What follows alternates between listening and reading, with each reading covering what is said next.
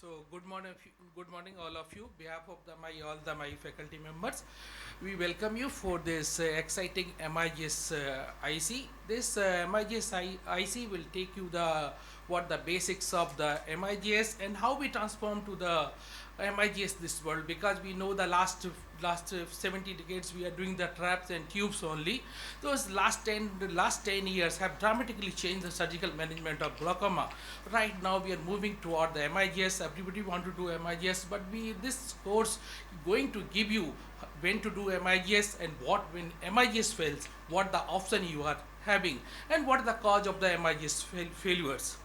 So in this with note, we will start with our first speaker who didn't need any introduction, Dr. Satyan. He's a GSI president, well-known glaucoma specialist.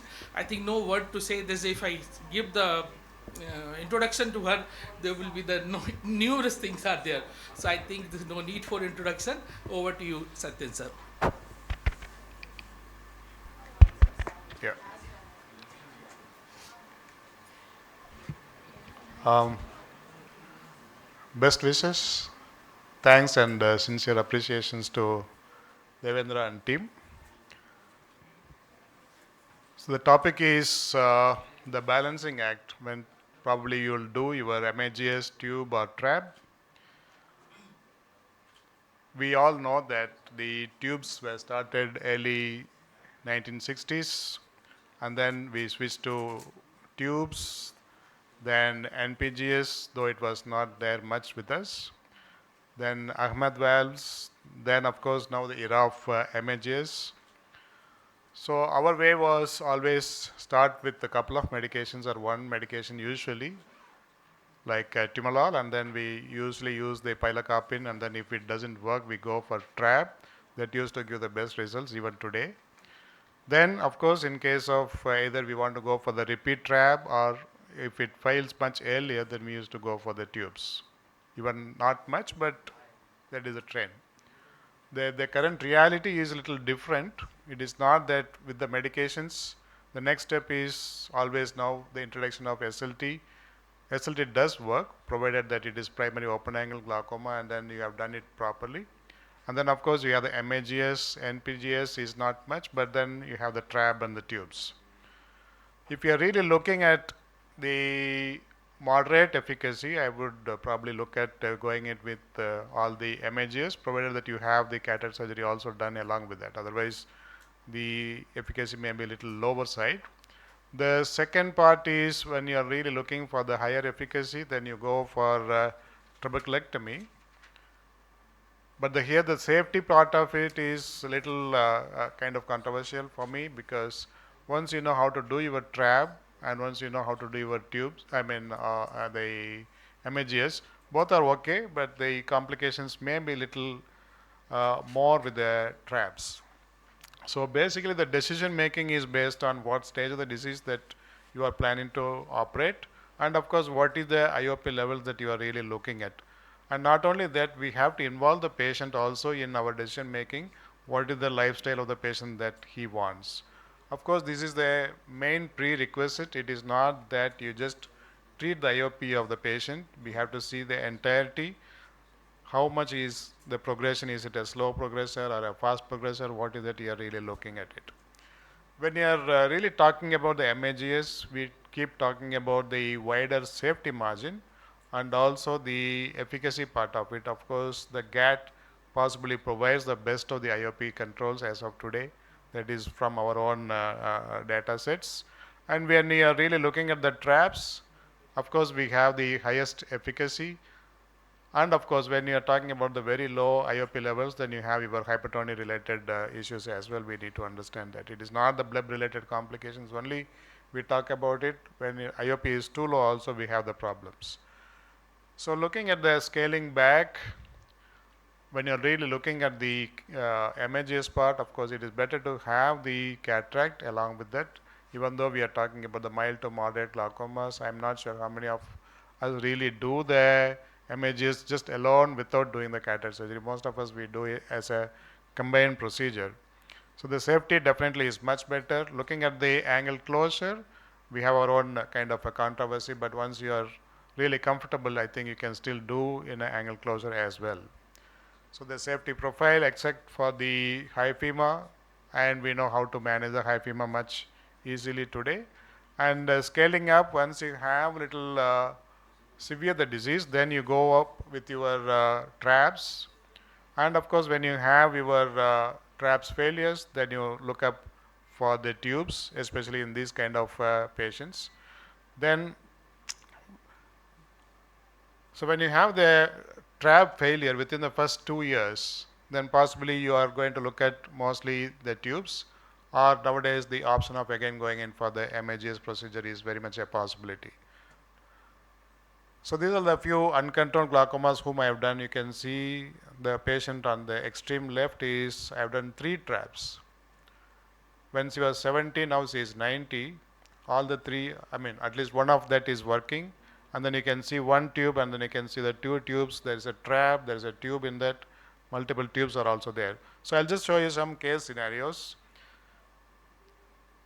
He is a 44 years old gentleman with diabetes and hypertension diagnosed. And then, of course, the SLT was done 6 months ago. You can see the age is only 44. Below the age of 50, doing an SLT is sometimes a risk because they go for uncontrolled glaucoma. So you have to be a little careful below 50 years of age group. You can see with the, even with the 3 AGMs, IOP is 36 and 31. And with the 3 medication combinations, it is still not under control. And you can see that there is a damages. Of course, you can see that very much there. And what could be your possible treatment? You can always say this is a mild to moderate, mild disease. You may look at the visual fields or the OCT, you may think that is a mild disease. So do we go for a SLT? Do we go for again adding medications? Do we go for an MIGS as you think it is a looking like a early stage? But when you have a failure post SLT 3 medications, going in for a MIGS alone, even though it is a mild disease, it is not a good idea because the disease is much faster in progression, because the progression may not be seen immediately. It takes at least minimum of 8 to 12 weeks to see the early changes to happen, anything. So this is another patient. Probably that case was more suitable for a trap than a MIGS alone. This is another patient, 33 years old male. I've done his surgery when he was 3 years. Now he is 33, and what is that I've done is I've done a trap plus trap, and then I've done a repeat trap, then I've done a tube, then a tube got occluded, then the anterior vitrectomy was done, he has developed a cataract, then I've done again a repeat tube, and then cyclo-G was done. The one tube you can see on the top and one in the bottom. So cyclo-G, at least now we have done 3 times. The second tube was there, you can see all that. But then finally, you know what we have done? What is your option in this?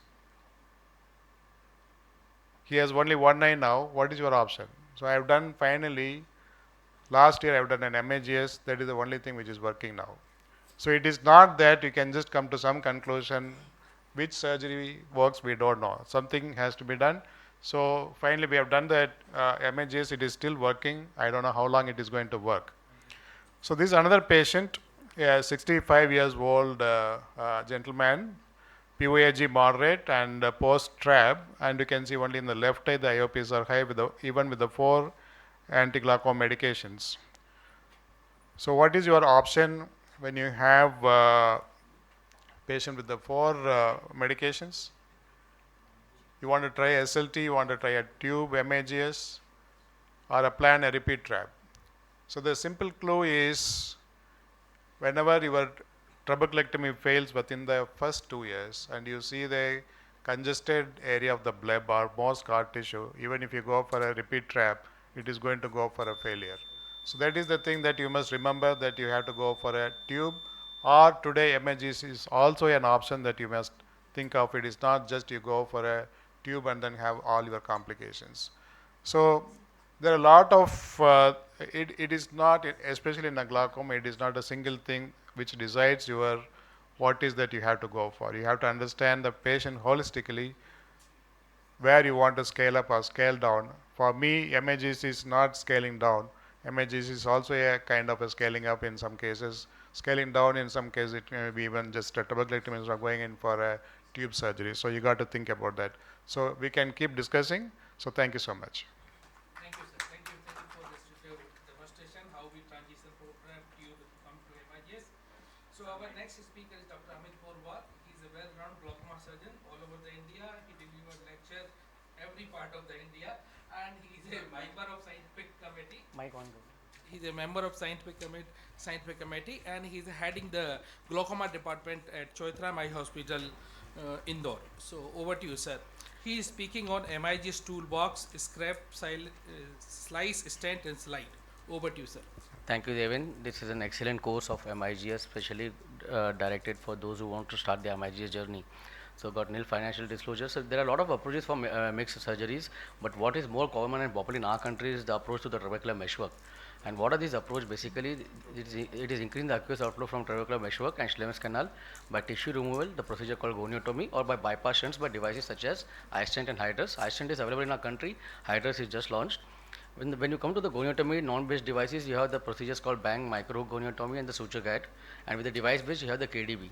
Again, every instrument has its own advantages and disadvantages, especially the economic conditions of the patients has to be taken into consideration.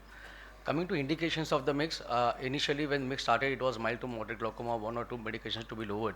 But with growing experience, every glaucoma is an indication for MIGS, I would say, except for these conditions, that is active NVG, corneal opacity, angle degenesis, and when there is an elevated venous pressure, especially in conditions like audiovisual slides.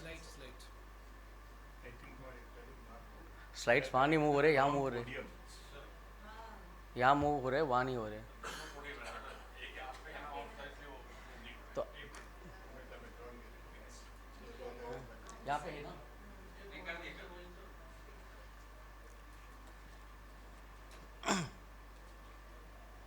Yeah. So as I mentioned, every case of glaucoma is an indication for mixed procedure except for this condition which I already mentioned. So when to begin with the mixed procedure, the ideal candidate is one is having a mild to moderate open angle glaucoma. Goal should be to decrease the IOP by 20 to 30% or in mid-teens, or to reduce the number of glaucoma medications. So in the initial stage, it's always better to combine this mixed procedure with the phaco, because after doing the cataract surgery, the angle opens up, so the view of the angle structures will be much more clearer. Coming to the equipments, you need a surgical gonio lens, which is very, very important. There are different types of gonio lens available in our country. You have the reusable one and also the single-use one, hands-free and with the handle. You need a cohesive viscoelastic. This is very, very important. For the bang procedure, you need a 25 gauge hypodermic needle. For the hooks, you can use the Lan or Trinto micro hook. You can use the 5-0 Prolene, and you can use the Kahook dual blade. Surgical steps, basically after the phaco and IOL implantation, AC is filled adequately with cohesive. To get an en-face view of the nasal angle, always tilt the microscope towards you by 35 to 40 degree, and tilt the patient head away from you by 35 to 40 degree, and then apply visco on the cornea and then place the lens. Then with this one of this device, you first go to the center point of the nasal angle, which is penetrated with this device, and then after it is advanced superiorly or inferiorly by 60 degree. So you get a goniotomy of 120 degree. Coming to the procedure of bang, this is the only low-cost mixed procedure. All you need is this 25 gauge hypodermic needle. A goniotomy is fashioned by bending the distal 1 unit of the needle towards the bevel by about 75 to 80 degree, and this can be then used to perform a goniotomy of 120 degree. So this is a video showing how to prepare the needle. This is very, very important. If your tip of the needle is bent too big, then you can damage the surrounding structures. So you have to make sure that only the anterior 1 millimeter is bent. Then once you have done the phaco, you place the cohesive viscoelastic in the anterior chamber, positioning of the microscope and the patient's head is done. Place the cohesive over the cornea and then the Schwann-Jacob lens. Under low magnification, identify the trabecular meshwork, then increase the magnification and pierce the trabecular meshwork with the help of this bang needle which you have created, and try to go in one go and strip off the trabecular meshwork. If you go with multiple entries, then there will be a lot of leaflets. So try to first practice the wrist movement, visualize the trabecular meshwork in the low magnification. So inferior half is done and now the superior half is joined. This bleeding is very common, and if this bleeding occurs, that means you are in the right plane. You are in the right plane, nothing to worry. This bleeding can get controlled with continuous irrigation aspiration. No need to put air bubble or anything. Just with continuous irrigation aspiration can be removed. Whatever TM strip is there, with the help of a micro axis forceps or a max grip forceps, you can just strip it off, and this way the reattachment of the leaflet is prevented. Coming to a Kahoot dual blade, it is a single-use disposable blade, comes with a cost that was for 1 rupee, this is for 30,000. It allows complete extension of the trabecular meshwork and reduces the potential for scarring. So this is how the Kahoot dual blade looks. It has a ramp, it has a tip, it has the dual blades. The tip pierces the trabecular meshwork and the ramp raises the trabecular meshwork tissue, and this is how a groove is created. This is the demo eye basically being done. KDB, you can practice this in the demo eye for beginners in the KDB stall. We also have this in the wet lab. It looks very easy and very easy to perform on the wet lab because the trabecular meshwork is artificially created and it's very big and prominent. So this is the Katina left-handed gonio lens, which is available for about 3,500 to 4,000 rupees. So coming to the proper surgical steps, again, cohesive is very, very important because you want the lens to remain there. This is the hands-free ocular secure flex lens. The KDB is used. We have but just mark the inferior mark of the trabecular meshwork. You can see the bleeding is there. That means we're in the right plane. Then I'm going superiorly as much as possible. I've placed the tip into the trabecular meshwork, and in one go you can just strip off. If your AC is not well formed, then you have to go through multiple goes. So always better to pass this hook under a cohesive viscoelastic substance. Your media should be clear. There should not be any air bubble. There should not be fogging. You have to remember these fine tips are going to help you in doing the surgery properly. If there's a lot of fogging, your view is obscured. If you are pressing the gonio lens, there will be corneal folds. So try to avoid those. Don't be too posteriorly. Just be superficially and remove the trabecular meshwork. So you can see in this case, this was a case being done in topical, so patient's eyeball also was going on movement. So sometimes in between you can see the corneal folds. That is because of the pressure I'm going on with the gonio lens. Coming to the LAN and the Tenito micro hook, the LAN micro hook, I use the LAN micro hook where in most of my cases. I don't do bank so much now because the better results with the LAN micro hook was invented by Dr. Jiulin Zhang. We also have the Tenito micro hook, but it is very expensive compared to the LAN micro hook. LAN micro hook is costing about 35 to 40,000 rupees, and Tenito is costing more than 2 lakhs, but still not launched in India. We have the Indian made of Tenito, which Joja is making. So this is the LAN combo, basically synicalizer and the micro hook. It has one end the LAN micro hook and the other head as a synicalizer for gonio synicalizer. The tip, I have shown in the diagram how the tip looks like. It is marketed by a company in China, but you can always procure it with the help of this QR code. So this is a video of LAN micro hook. You should get used to different types of gonio lenses also. This was a case of angle closure. So after the cataract surgery with this gonio synicalizer of the LAN gonio synicalizer, I'm just trying to separate the iris tissue at the angle, and you can see how the trabecular meshwork is visible. This synechiae are released and the trabecular meshwork is visible. So because of the broader end of the synechiae, only with 3 or 4 passes, almost nasal half of the angle is synochiasis is done. So now the trabecular meshwork is visible with the other end of this instrument. This is the hook, micro hook, which LAN micro hook. Just pierce the trabecular meshwork and strip it off. In this, the trabecular meshwork is hyperpigmented, so the visibility is not an issue. And you can see in one go, you can just strip it off, and the whole posterior wall of the Schlemm's canal is visible. Same hook, another case. This is very, very important. You can also stain the trabecular meshwork with the help of a trypan blue, because trypan blue will get stuck in the trabecular meshwork, and the identification of the trabecular meshwork becomes very easy. In this case, I have stained the trabecular meshwork with trypan blue, and you can see the LAN micro hook in one go how easily it is being performed. So this is another lens by Vogue, which is a pendulum suspended kind of lens, transient lens. This is available at a cost of 1,10,000 rupees. Coming to suture guide, this is very popular. Devendra has popularized it very much. Most of the Arvind branches are doing suture guide. All you need is a 5-0 Proding suture, a low temperature cautery, a straight MVR blade, and a max grip forceps. So this is a case of suture guide. First, with the help of a straight MVR, make a nick in the trabecular meshwork. Then with this mushroom end of this 5-0 suture, which you have created, pass this suture into the trabecular meshwork. About 35 to 40 passes are supposed to be given, and the suture comes from to the other end. Then hold with the help of a max grip forceps and just rip off this trabecular meshwork by just pulling the suture, and the whole 360-degree suture guide is done.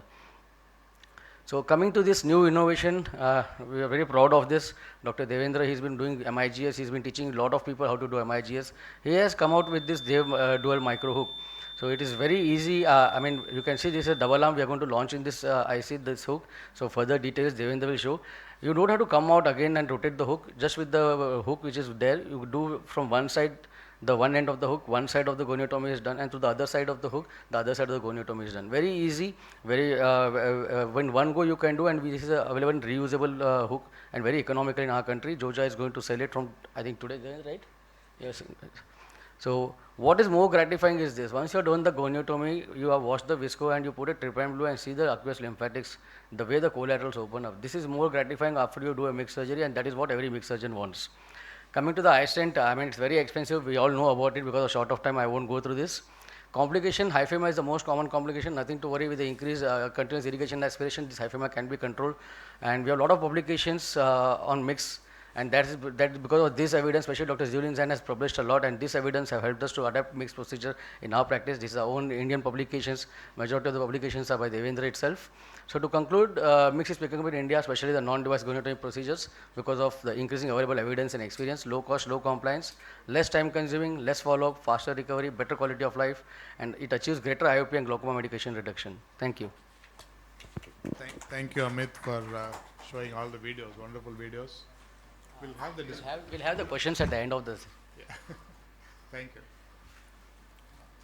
Thank you, Amit, and let me introduce the IC instructor, Chief Instructor, Dr. Devendra. He is going to have a wonderful day today because he is going to launch his product as well. He is a consultant at Arvind Hospital, Tirunelveli, and he is one of the very prolific cataract and also the glaucoma surgeon. Without much introduction to you, Devendra, request you to talk on MIGS in complex eyes. Thank you, sir. Thank you. And First of all, request all of you to stay back. There is going to be a launch of his product, so please do stay back. Thank you. so thank you, sir, for kind words. So thank you, scientific committee, for giving this opportunity, and thank you, my co-instructor, to be part of it.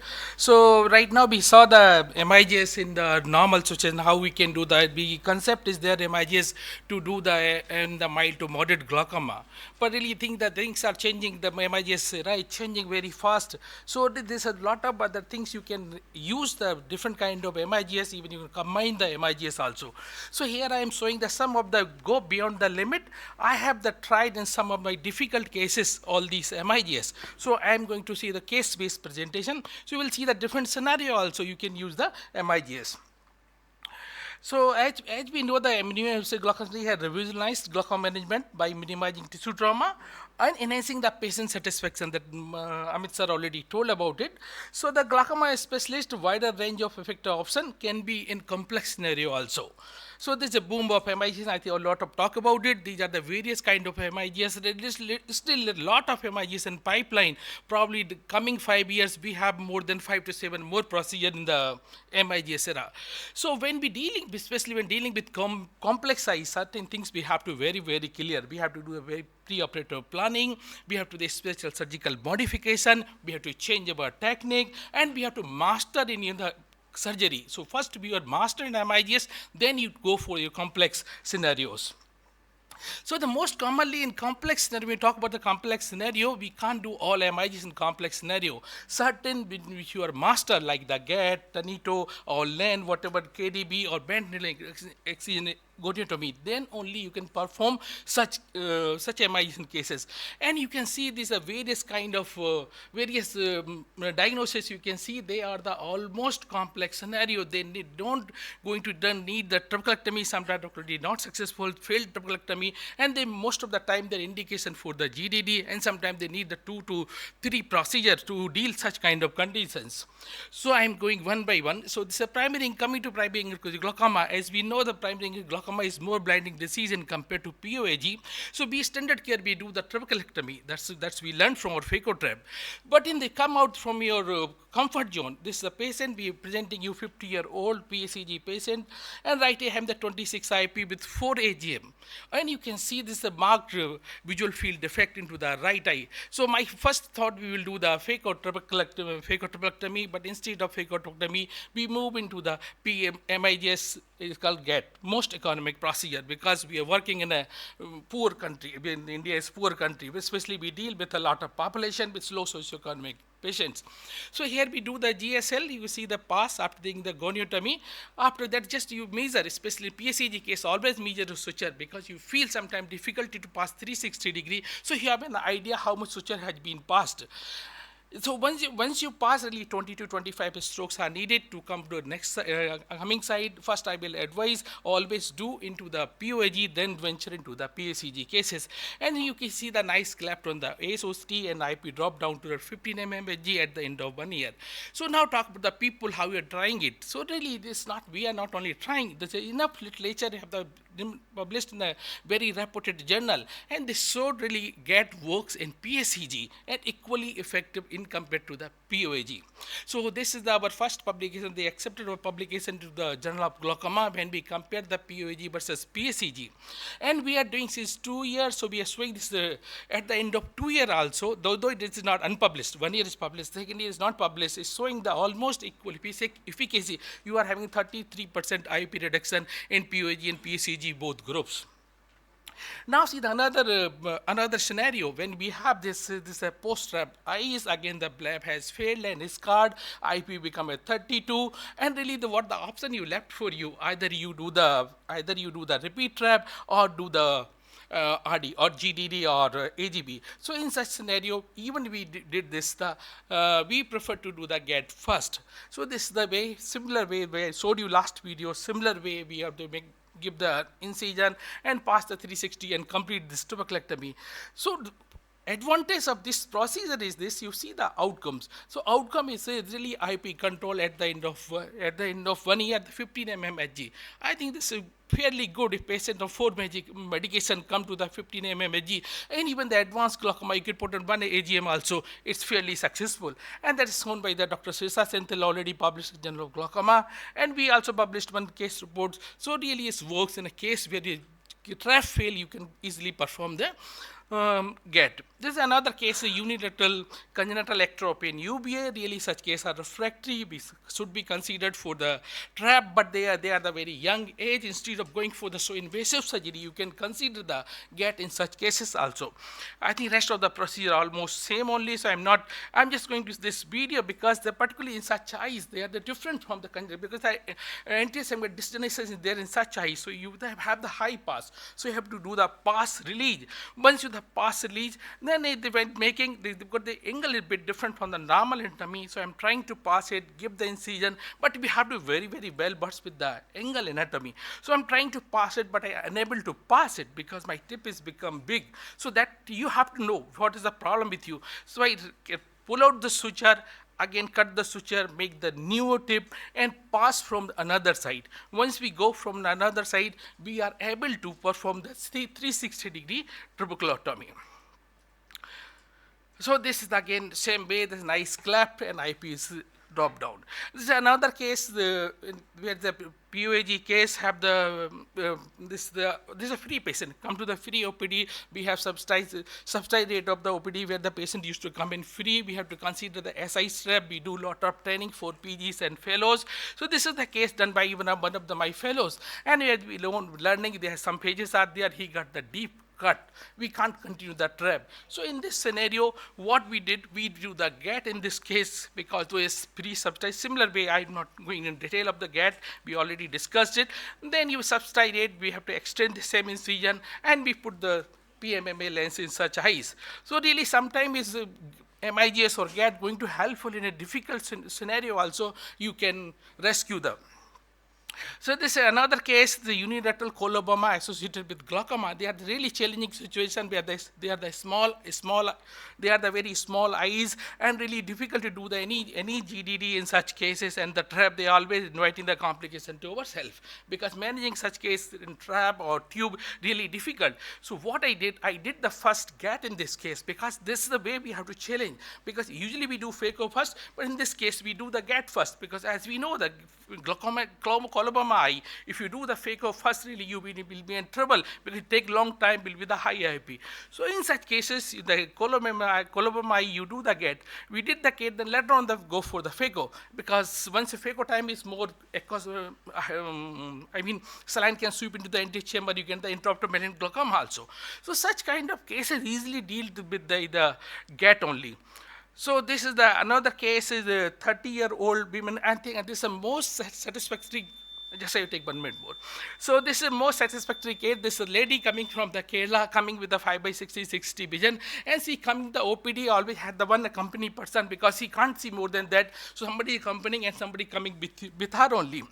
And really, this is you can see the eye. This is the eye, and really this eye really I really wonder what should I do actually. I don't know. But really, the patient is very willing, and we perform the Gattin sage, we do the goniosynostolysis. Once you do the goniosynostolysis, we do it along with the pupilloplasty also, because pupil is covered actually. So then such cases really is difficult actually to do in such cases. Once you are master in your surgery, then only you can perform in such cases. In this case, I'm not able to perform the 360-degree, but we did the 270-degree, and these such kind of bleed also. So you have to be very, very careful. But the beauty is that at the end, actually, I think I have, sorry, I don't have for post-operative. The IP is controlled to 12, and patients have the 6/12 vision and coming while walking herself. She don't need any assistant to help her. So I'm skipping this case because of the interest of time. So this another case, this unilateral coloboma associated with glaucoma, and such eyes really, again, if you are not well versed with GAT, you can perform this Tanito or Bang also in such eyes. This eye did the first phaco. After completing the phacoemulsification, this is the Tanito microhook. You can easily do the limited goniotomy, especially in such eyes. They are crowded, they have hard cataract, they're more for complication. You can easily navigate by doing the Tanito in such eyes. And I'm skipping this slide. This is a subluxated lens. Come with us. What to do? Do the trap also fail in especially the subluxated eyes. And so again, this case also, after doing the phacoemulsification, though phacoemulsification is challenging in such eye, you have the iris hook. We use the iris hook into the bag. Somehow place the CTR, place the lens. After that, we did the Tanito, and really IP is well controlled in such eyes. And this we published in case report. So this again, sometimes even this eyes with the silicone glaucoma, you can do the KDB actually, though the outcome of KDB in such eye is not very great in compared to the normal person, but especially such eye, this is a 14-year-old young male child actually. So in this case, we instead of doing the GDD, we perform the KDB in this boy, and with the IP is well controlled that we published in the eye journal of the eye. So after once you perform, so sometimes you have to remember this such kind of bleeding is a normal. You can see you can see the blood reflex. These are the normal blood reflex. Yeah, so this is my last case. So this is my last case, and really very interesting. This is an anophthalmic eye, crowded, already trabeculectomy done. You can see that this is the ASOCT. You can see the ASOCT really almost is a nil AC. So this is the. So this is the video of this. You can see this is no chamber at all. Almost I poked the iris because there's no chamber at all. It's almost flat actually. Already trap has been done. So we do the, again you do the synostolysis, and really phaco is really challenging in such eye because they don't get dilated. And after they performing the phacoemulsification, fix the lens, and we did after that we able to perform the Tanito microhook. Though my picture is the video quality is very poor because patients are uncooperative, but you see this the ASOCT, this is a pre-op ACT you can see here, and this is the post-op OCT. So similar this is the IV control become 19 without using the anti-glaucoma agent. Always appreciate you can have a complication, especially dealing with such complex eyes, so be ready for it, prepare for it. Now then present scenario, really MIGS is not unrealistic. In the complex situation also, MIGS is realistic. So in complex scenario, holistic approach, bringing the in-depth understanding of the disease, master in your procedure what you want to do, and tailored approach of the patient individual is very, very needed. Thank you very much. Wonderful, Devendra. It is such an important topic. I think we need to understand MIGS still has a role to play. And you have wonderfully demonstrated all these patients. It is not only the wonderful demonstration, what is important is how much we can really give back some vision to these patients with so much of complicated eyes. Thank you so much. Thank you. So may I request Dr. Madhavi. She's a glaucoma consultant at Eye Foundation, Vellore. She got trained at Arvind Tinalveli. Arkesar is here, and then Devendra, all of them have trained her well. And she is also doing a wonderful job at Bellore Eye Foundation. Over to you, Dr. Ma'am. And thank you, sir. Thank you, sir, for the kind words. A very good morning to one and all. So, right now we have heard about a lot of plethora of mixed procedures and complex case scenarios. Now, let us look how to gauge these mixed procedures. So, my topic is on what ASOCT and OCT angiography knows that you are not seeing directly. So, is MIGS effective? If at all it is effective, what are the structural changes that are taking place after these procedures, and what are the long term effects of these procedures, and is there a way to gauge it? So, ASOCT and ASOCT angiography helps you to visualize the aqueous outflow pathways, look at the angle anatomy structurally, assess where your implants are placed, and also can help you to assess the structural impact after the minimally invasive glaucoma surgery. So, with the introduction of Swepso's OCT, these provides high resolution images with a faster scanning speed as well as a deeper penetration with a wide view of the angle, so that you can view the angle structures with ease and in detail. So, in minimally invasive glaucoma surgery, ASOCT has a role for helping you to preoperatively do the patient selection, your planning.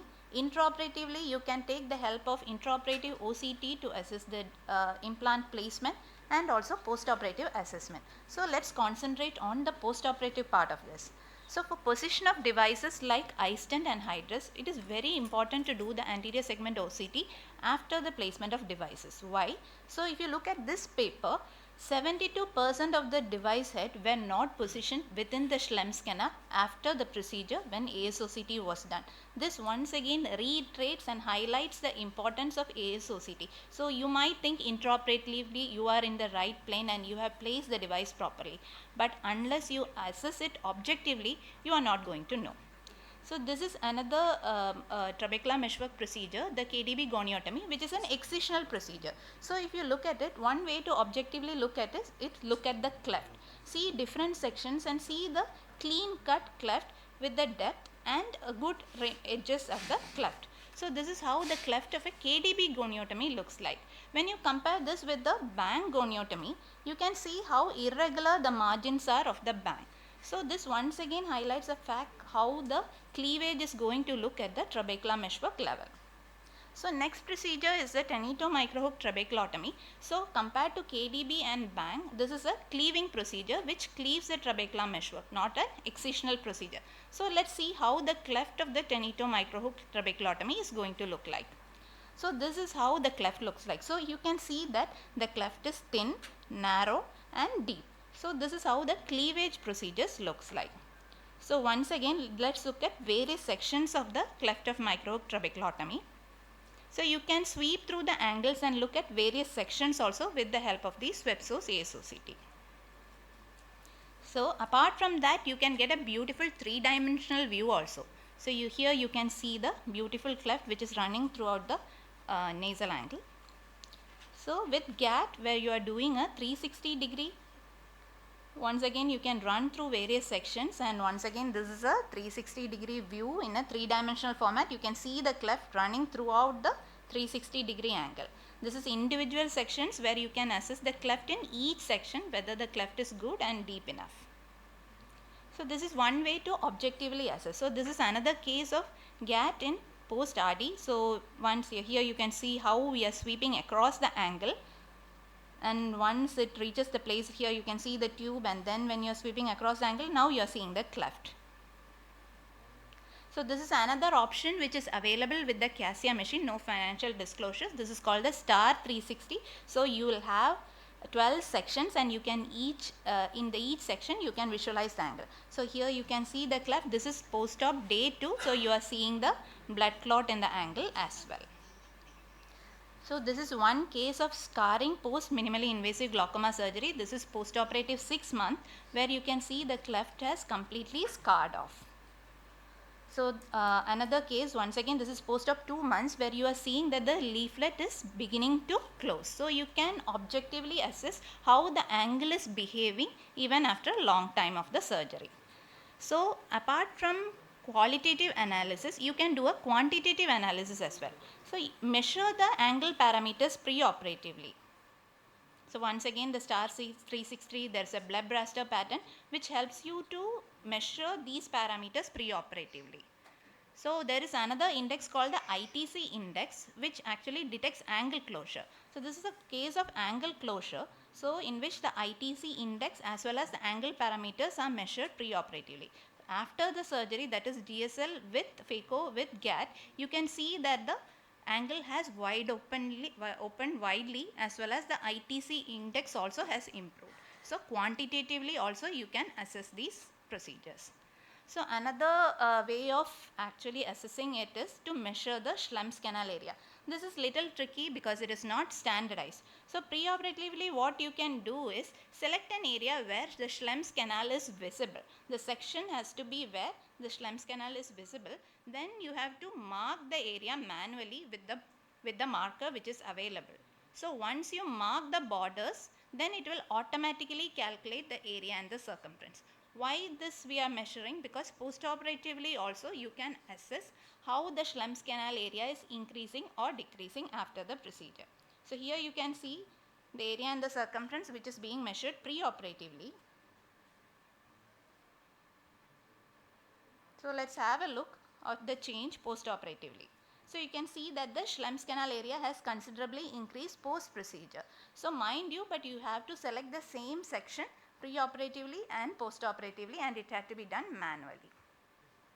So another way you can measure the length of the cleft also apart from the area and the circumference, and this also can be compared preoperatively as well as postoperatively. Once again you have to do it manually. So studies have shown that this is a meta-analysis systematic review which has compared ASOCT as well as UBM, and this study has found that ASOCT has been shown to objectively determine changes in the anterior chamber anatomy. So another study which has shown the healing response at the angle. So one thing you have to notice here is there is a severe scarring pattern in the trench pattern. So which predicted the need for medications of IOP control. So it has been correlated with medication, though they were not seen to influence the final intraocular pressure. So these are some of the things which we can do in future. So ASOCT, apart from that, ASOCT angiography. So structurally you can assess using ASOCT. Functionally how you are going to assess. For that ASOCT angiography is an upcoming feature where you can assess the episcleral venous flow and the deep venous plexus. So these images of the sclera and the conjunctiva at the nasal corneal limbus can give you an assessment of the functionality of the procedures. To summarize, with so many MIGS procedures in the block, it is very essential that we have to objectively assess them as well. So ASOCT using this web source OCT can help you in pre-op evaluation, intra-op assessment as well as post-operative monitoring. Future directions should definitely aim at standardizing the ASOCT protocol. As such, there are no current standardized protocols available, so that is the future goal. Thank you all. Thank you, Madhu, for excellent talk as usual. It's very nice to understand how the mix works after it. So our next topic is very exciting.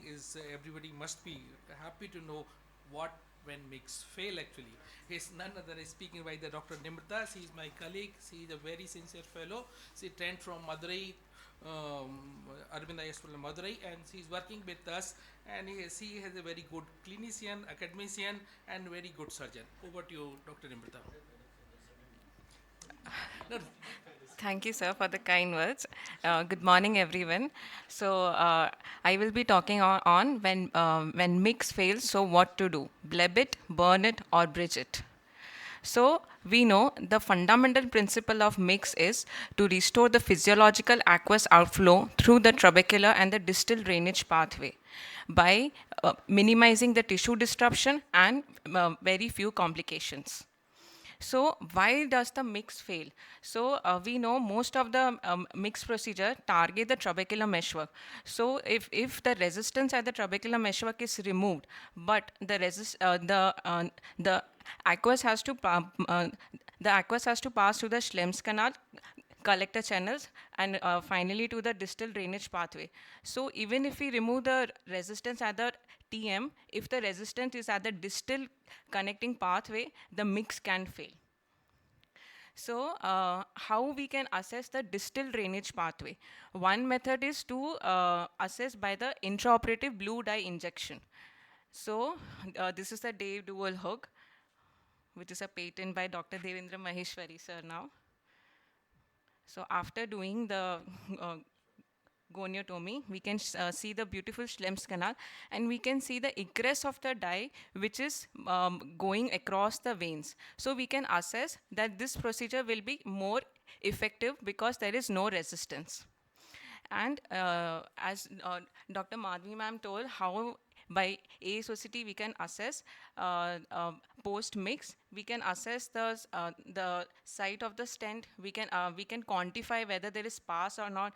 We can assess whether there is any blood clot or not, and then we can assess accordingly the failure of for the mix. So what's next? So when the mix is failure, so we can bleb it by doing traps or tubes. We can burn it by doing ECP, diode laser or micropulse, or we can bridge it by minimally invasive BIP surgery, that is Zen implant. So I will discuss the case scenarios. So a 65-year-old patient, he was diagnosed with POAG 10 years back, and he underwent phaco GAT. Then after 2 years, the IOP was not in the target range, and on gonioscopy, we saw the pass, which is seen very beautifully on the nasal and the inferior angle, which was very well demonstrated on the ASOCT also. So we decided to proceed with a plain trabeculectomy. So injection mitomycin C was injected.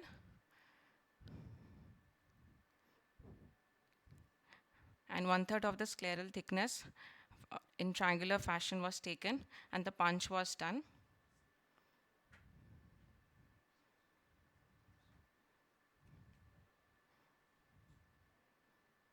And there was watertight closure of the conjunctiva. So post-operatively, after the failed 360T suture GAT, the IOP reduced from 28 to 14 mmHg, and it maintained to 16 mmHg at the 6-month follow-up. Even there are so many recent studies, and even the 4-year outcome of the GAT in POAG, there were subset of the patients which required additional surgery of trap, tubes, and shunts also. So this is another case scenario. The patient was diagnosed with, the patient developed siliconoid glaucoma after the post-VIA surgery, and AGM was started, but the GAT failed, and we planned to do Ahmed glaucoma valve. So the patency of the tube was checked, then the tube entry was made.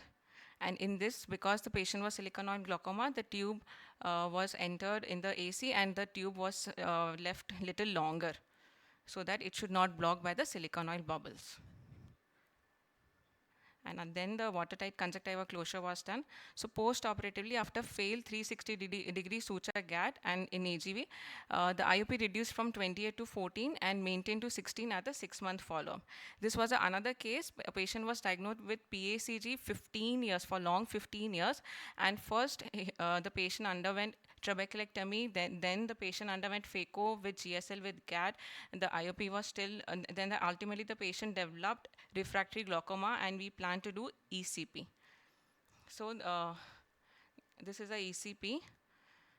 So the power we used is 0.2 to 0.5, 0.2 to 0.25 volt, and the power is titrated to finally achieve the blanching and the shrinkage of the ciliary processes.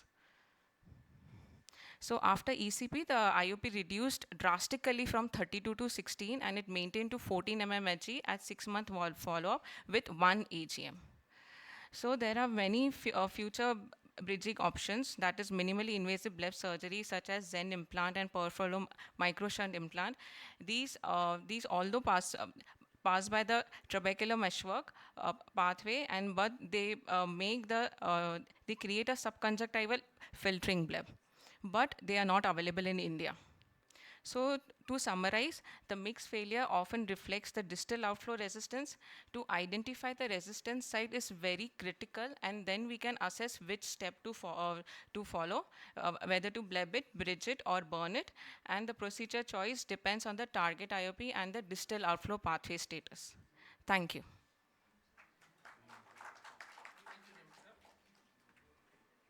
So now I'm inviting the next speaker, Dr. Siddharth Dikshit. He is a head of Dr. Siddharth Dikshit. He is again is a well-renowned glaucoma surgeon, and really he teaches very nicely to PGs and fellows, and he is a very good clinician. And Siddharth is heading the department of glaucoma at LVPI Hyderabad, and he is a again very prolific MIGS surgeon. So he is going to talk about the mix and metham complication, then what not to do. Over to you, Siddharth. Thank you, Dr. Devendra, and congratulations for the launch of your device. Now he's called me a good surgeon and invited me to show all my complications. Good surgeon can solve the problem. Most of the complications that you're going to have in MIGS is because of two reasons: poor visualization and poor positioning. And all that happens is because of your overconfidence and laziness.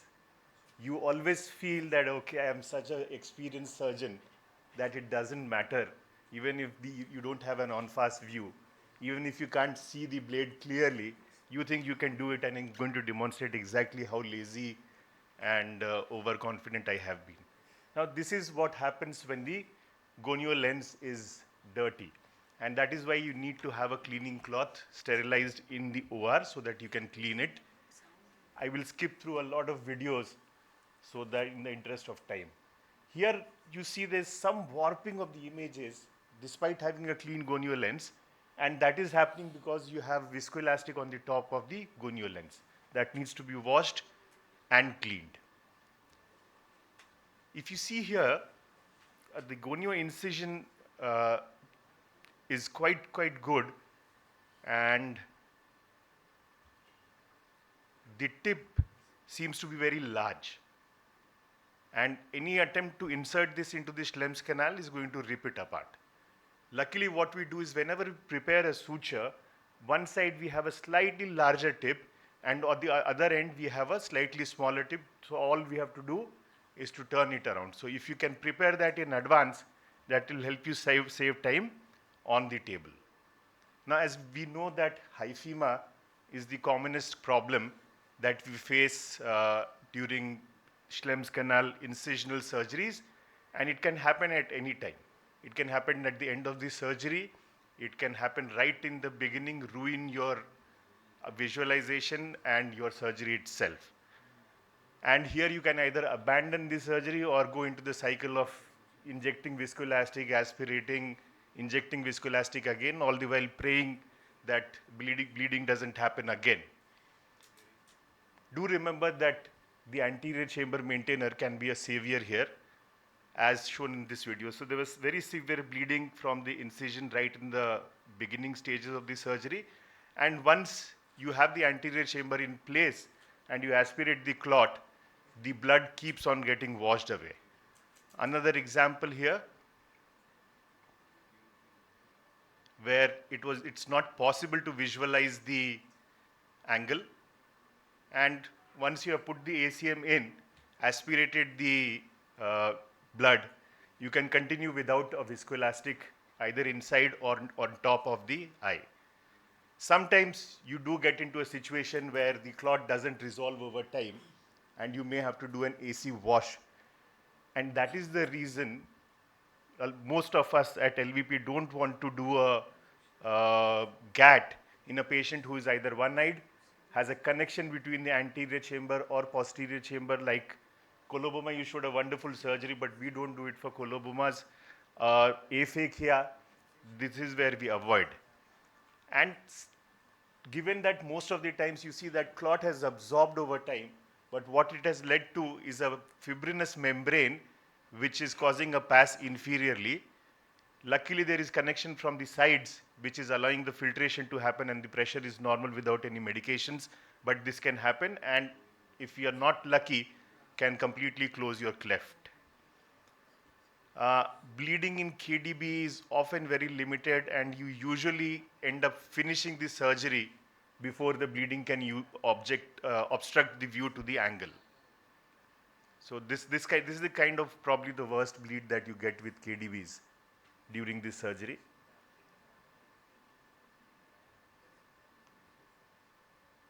Not uncommonly, the anatomy of the Schlemm's canal may be such that you are able to successfully initiate the suture insertion in a GAT, but you meet with obstruction at some point of time, so you cannot pass it further.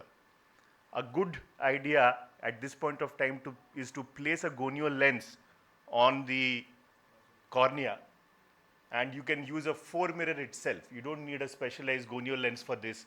A sterilized ETO'd 4-mirror lens can be used to ensure that the suture is still within the Schlemm's canal and not gone somewhere else. So you'll see at some point of time I will stop.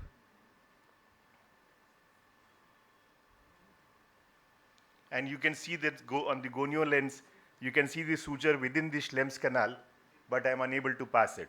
So what you can do here is do a hemigat here, and then use another incision to pass on the suture from the other side. And this I was going anti-clockwise, so you can go clockwise and complete the 360 degrees goniotomy with a twin pass. Sometimes what happens is your destiny is not on your side, your fate is not on your side, and you're destined to fail. The ASOCT shows a good cleft in 4 clock hours. This is a patient with JOAG, but the pressure did not come down even for a single day. And JOAG patients are another group where the angle may be disjointed. The younger the patient, the more is the likelihood of the angle and the distal pathway being non-functional. So this never worked, and the patient had to undergo a trabeculectomy, and they did well thereafter. This is a bang, and if you see here, you're not getting a goniectomy, you're getting a leaflet, and I then had to change my course, went on with the other side where you see a very good view of the cleft that is created. The view is not very good because again the gonio lens here is not completely clean, and I am trying to bend the eye in such a way that the end plate of the needle is parallel to the trabecular meshwork, and that is why you need an on-fast view. If there is a difference in the angulation of the blade, like the Kahoot blade, and the angle, you will end up with creating an incision and not excising the trabecular meshwork. So the view of the trabecular meshwork and the end plate have to be absolutely parallel. This is an eye where I am trying to just take out the leaflet that is there after KDB, and you see what happens here.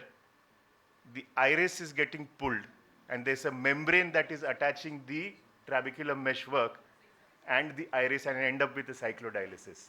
So this can also happen not with just your instrument, but while trying to pull out the membrane also. All said and done, when you are better talented than me and not as lazy or overconfident, you can successfully do all the MIGS, and especially the more economical MIGS, to benefit the nation. Thank you.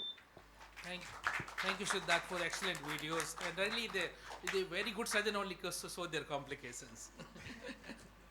So now our next speaker is the Dr. Sunita Dubey. She also didn't need any introduction. She is the director of glaucoma services at Sarof and superintendent of the Sarof Eye Hospital. And really, the madam is the one who is the first one who started MIGS in India and start teaching to the other people. So I think over to you, madam. Again, we are going to learn from you. Over to you, since they are talking about the new generation MIGS. So, thank you, Devin, for including me in IC. And we have seen all types of MIGS, beautiful videos, and the only mix which is remaining now is Hydrus. So we have recently launched Hydrus, and some of us have started doing Hydrus. We have very little experience about the Hydrus, but let's see, because the literature shows promising result because of that. So we all know the advantages of mix, and we have been doing right and left for the last several years now. So, so we started with trabectome and then KDB, iStent, and now the Hydrus. So if you talk about Hydrus, it is designed to optimize the aqueous drainage via canal-based approach. So basically, it's a canal-based device. It has 3 parts: a rounded tip for the smooth passage into the Schlemm's canal, 3 open windows, basically to provide scaffold pathway for aqueous humor drainage, and the inlet from where the aqueous flows from the anterior chamber to the Schlemm's canal, and it is 8 millimeter in length. So it has trimodal action. It bypasses the trabecular meshwork to restore the flow from aqueous humor from anterior chamber into the Schlemm's canal. And as I said, it almost covers 1 quadrant of the Schlemm's canal, 90 degrees, ensuring the nasal collector channels to function, and it dilates the Schlemm's canal pretty well. So the lumen is quite large as compared to the other devices. It is almost 10 times larger, and when you see these histological sections, you see dilated Schlemm's canal. So basically the advantage is that it dilates the Schlemm's canal too. So I'll come to the surgical procedure. I have done a few of Hydrus implants so far. So I'll be showing the video also. So this is basically the device which is preloaded in the Hydrus delivery system, and it utilizes the tracking wheel for the microstent advancement and an interlock release system for precise implantation of the Hydrus into the Schlemm's canal. So I'll just show the animated video first and then my own video. A highly biocompatible and widely used material in biomedical applications. Its system utilizes a tracking wheel for microstent advancement and a proprietary interlock release mechanism for a precise implantation of the Hydrus microstent into Schlemm's canal. And because the delivery system incorporates an adjustable cannula, it can be adapted for various hand positions, including both a right-handed or left-handed implantation.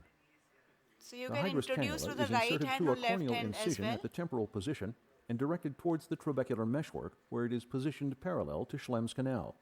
Under gonioscopy, the beveled tip of the cannula should be tilted up approximately 15 degrees and then used to access Schlemm's canal through the trabecular meshwork just above the scleral spur. Please note that insufficient trabecular meshwork engagement can lead to superficial device placement in the trabecular meshwork layers. Once through the trabecular meshwork, hold the cannula steady with light contact against the back wall of Schlemm's canal. Begin to deliver the Hydrus by gently rolling the tracking wheel forward while keeping the cannula tip engaged.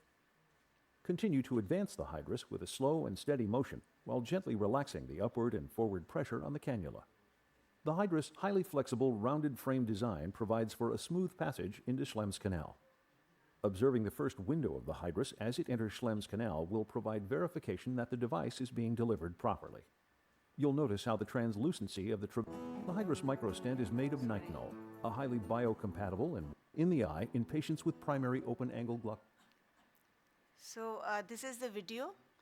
So I did Hydrus before cataract surgery. So incision is made 4 to 5 clock hours away, and then you have to prime the cannula, put a gonio lens, visualize the angle. So this en-face view is very, very important. You have to visualize the trabecular meshwork very clearly. And then insert the device. So as you can see, you have to insert the device with a angulation, which is 10 to 15 degrees anterior, and then just pierce the trabecular meshwork and just press it against the posterior wall of the Schlemm's canal, and then roll the wheel to implant the Hydrus device. As you keep rolling the wheel, you will see all the windows through the trabecular meshwork as the device is implanted. And this inlet should be into the anterior chamber so that the aqueous can flow from inlet into the Schlemm's canal. So basically, when you place the implant successfully, you will see all the 3 windows hazily. So it will be seen as dull behind the trabecular meshwork because it will be covered through the trabecular meshwork, and the 50 to 75% of the transition zone should be covered by TM. And the inlet should be visible in the anterior chamber. So sometimes you're not able to implant it properly. So it is possible to retract it back. So that is the advantage with hydrus, that you can easily retract it back.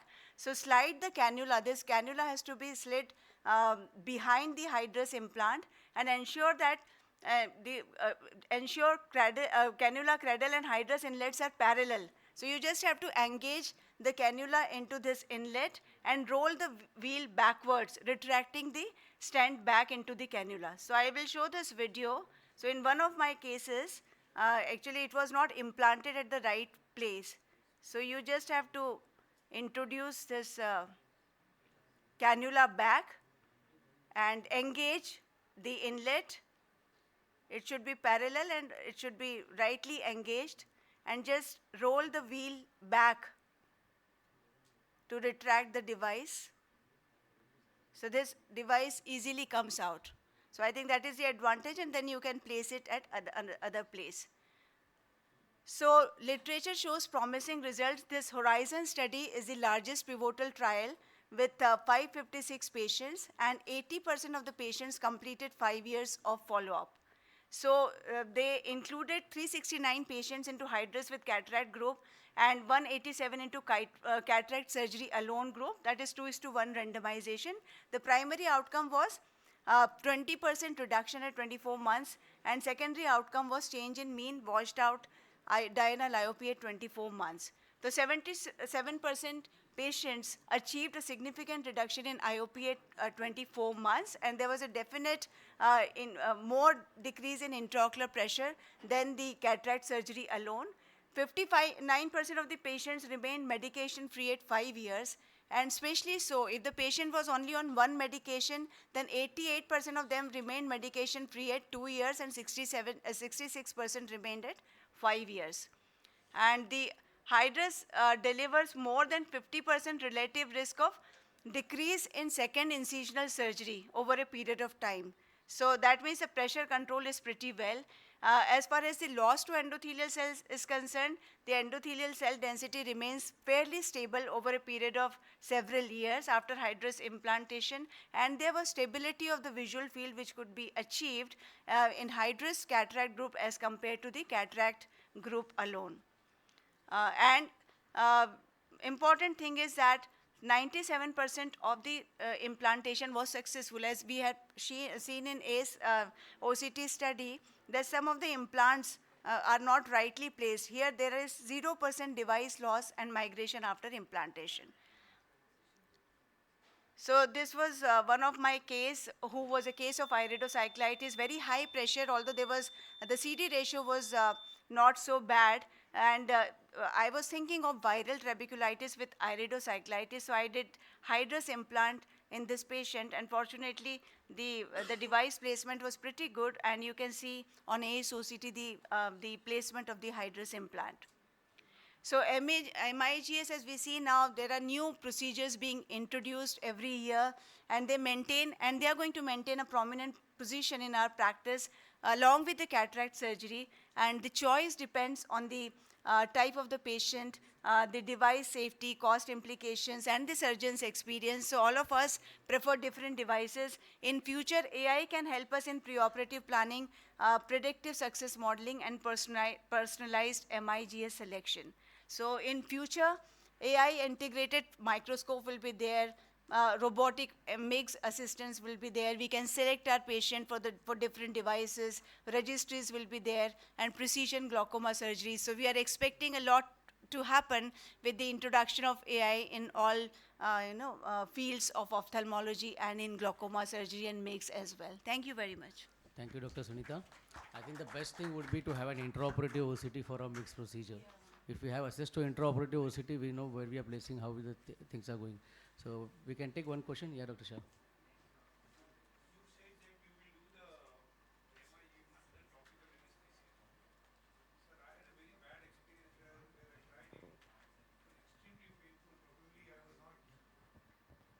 I don't know where I was going it. No, actually, But I had asked some of the people, they said that they had the same experience. Do you experience the severe pain? Because no, if you are not I in the use same plane, intracameral lignocaine. that in my we also computer. use it, but probably It depends on the two- pain threshold of the patient. But No, no, it was honestly, I won't advocate to do MIGS in topical because it is painful. But if your patient is very cooperative and you are confident, you can go ahead with the topical also. It's not an issue. Regarding the pain sensation are variable for different patients. So I would recommend that you all go with the peribulbar block. That's the better one. Second thing about the OCT, I've not done one single MAGS with block. I've never done one with single main block. I mean, it is quite comfortable, reasonably quite comfortable. probably I was not at the Probably, I mean, it can be possible. It is not that it is not that the sensitivity of the each patient is quite different, and also when you go really deeper, then you will start having the pain more and more. So that is surely. Which And OC sir, for the want of the time, I think we have to close the session and we have the launch. We'll have the personal discussion. We'll take the questions after the launch because this is very important for us. Somebody from India who has come up with the device. So I request Dr. Devendra and President GSI, Dr. Satyan sir, and the mentor for all of our glaucoma surgeons, most of our glaucoma surgeons, Dr. RK sir. I mean, he is the backbone behind a lot of glaucoma specialists coming outside. I invite Dr. RK sir for this launch and Dr. Satyan sir, President GSI. So this is Dev Dewaluk. Shivam, can you tell them to play the video in the background? Yeah. So this is Dev Dewaluk. Glaucoma surgery is measured in microns, in precision, in control, in consistency. Handcrafted by Indian MIGS expert. Introducing the Dave Dual Hook, an indigenous, precision-engineered, economical MIGS instrument designed and developed in India. It is a dual microhook, a bidirectional, single-handle instrument designed to enable trabeculotomy in both directions without requiring instrument exchange. The key features of the hook are angulated neck for trabecular meshwork access, a fine shaft for precision manipulation capability, 2 opposing cutting tips, an ergonomic ribbed handle for superior grip and control, a fixed angle working tip for accurate positioning and consistent results. Let's look at the surgical steps. After completion of phacoemulsification, the necessary adjustments are made for the MIGS surgery. After docking the gonio lens and ensuring end-face view Dave Dual Hook is introduced. First, the right-sided goniotomy is done. Without the need to flip the instrument or come out of the anterior chamber, the left side is treated in continuation. Post-procedure, here you can see the open Schlem's canal. For the attendees, this is going to be launched tomorrow in the Georgia stall. Here is a case of pigmentary glaucoma where DDH trabeculotomy was done. This is a single-use disposable hook, economical, and if you have any doubts, Devendra will be the cost. Devendra, people want to know what's the cost of this hook. That is main which we have been discussing.